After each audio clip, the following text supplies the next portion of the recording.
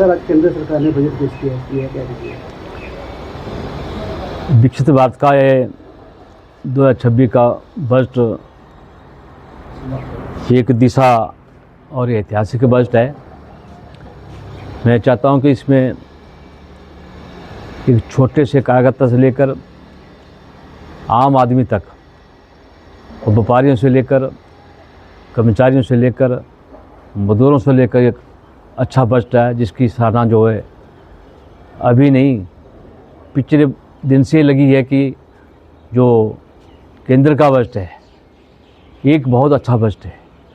माननीय नरेंद्र मोदी के नेतृत्व में जो बजट आत्मनिर्भर भारत समाज सेवी विकास की ओर बढ़ रहा है, जैसे कि एक संकल्प है कि हम जो अंतिम छोर में बैठा व्यक्ति है उसको भी सहायता देने की बात कही गई है। जिस तरह आज स्वास्थ्य सुविधा की बात आती है, उसमें ऐसे 5 हब हर प्रदेश में बनाए जाएंगे, जिसमें चाहे डायबिटीज़ की बात हो, चाहे किडनी की बात हो, या दूसरा कोई बड़ी गंभीर बीमारी हो, उसको सुधार करने की बात इसमें कही गई है। मुझे लगता है कि भारतीय जनता पार्टी द्वारा जो विकसित भारत 247 है, जो टॉकिंग पॉइंट इसमें दिए गए हैं, मैं चाहता हूँ सीतारमण जो हमारी बहन वित्त मंत्री है, उनका 9वां बजट है और इसकी सराहना जगह जगह की जा रही है। हर व्यक्ति कर रहा है, हर समुदाय कर रहा है, क्योंकि आने वाले समय के लिए इसमें बेरोजगारों को भी रोजगार के प्रावधान किए गए हैं। जैसे कि 4000 ई बसें इसमें प्रावधान है और युवाओं को जोड़ने का एक बहुत बड़ा लक्ष्य है। जिस तरह आज बेरोजगारों को रोजगार नहीं मिल रहा है, तो इस परिवहन के माध्यम से केंद्र सरकार इन युवाओं को रोजगार देगी। और इस तरह जो पर्यटन को बढ़ावा देने की बात कही है, बहुत से हजारों हब जो है पर्यटन दृष्टि से बनाए जा रहे हैं, उससे भी युवाओं को रोजगार मिलेगा। चिंता तो युवाओं की है, किसानों की है, बागवानों की है। मैं चाहता हूं कि ये जो ऐतिहासिक बजट है, जो वित्त मंत्री सीतारमण का 9वां बजट है, मैं चाहता हूं कि नरेंद्र मोदी जी ऐसे प्रधानमंत्री निकले जिसने इस देश की काया पलट दी और बाहर के देशों में भी इनकी योजनाओं का जिक्र किया जाता है। मैं चाहता हूं कि ये जो बजट है एक ऐतिहासिक होगा और ऐतिहासिक होने के नाते मैं नरेंद्र मोदी को बधाई देता हूं, श्रीमती सीतारमण जी को भी बधाई देता हूं। ये बजट जो है आम आदमी की तरह, जिस तरह विकसित भारत का जो नारा है नरेंद्र मोदी का, वो खरा उतरने की ओर बढ़ रहा है।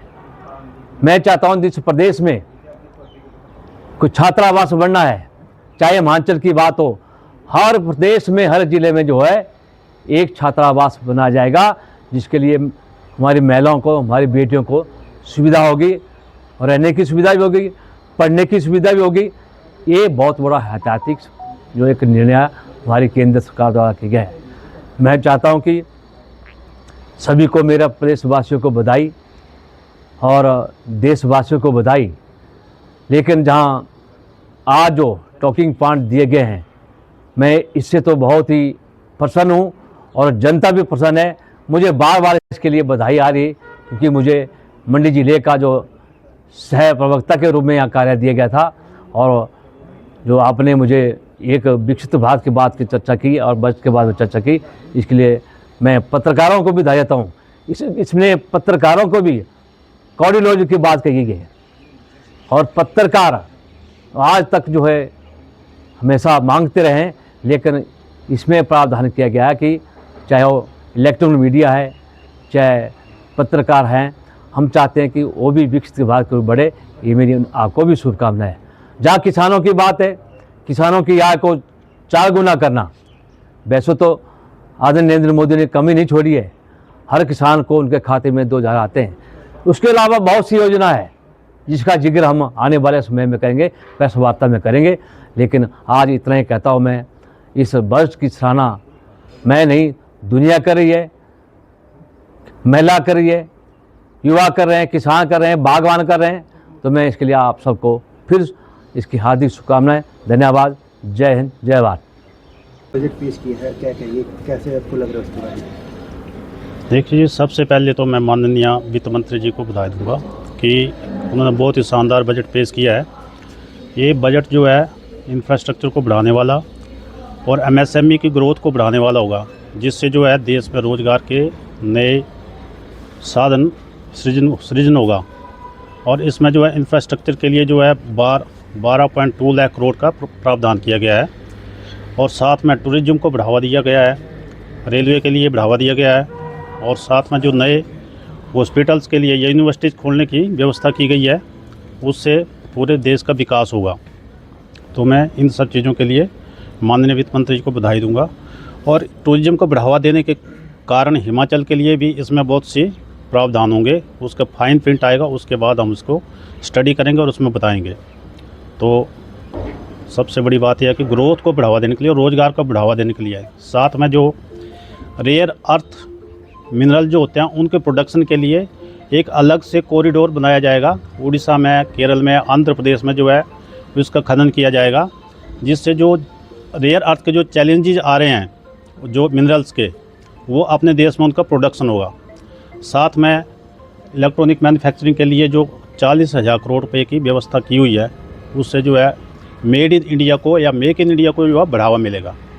सर, हिमाचल के विकास के लिए इस बजट में क्या देखते हैं? इसके लिए अभी फाइन प्रिंट आएगा। अभी उसको जो टूरिज्म से रिलेटेड जो प्रावधान है या रेलवे के जो हैं, उसका डेफिनेटली हिमाचल को उसका वो मिलेगा। साथ में आयुर्वेद के लिए जो बढ़ावा देने के लिए व्यवस्था की गई है, आयुर्वेद संस्थान खोले जाएंगे, उसका भी बेनिफिट जो है, फ़ायदा जो है हिमाचल प्रदेश को इनडायरेक्टली या डायरेक्टली मिलेगा।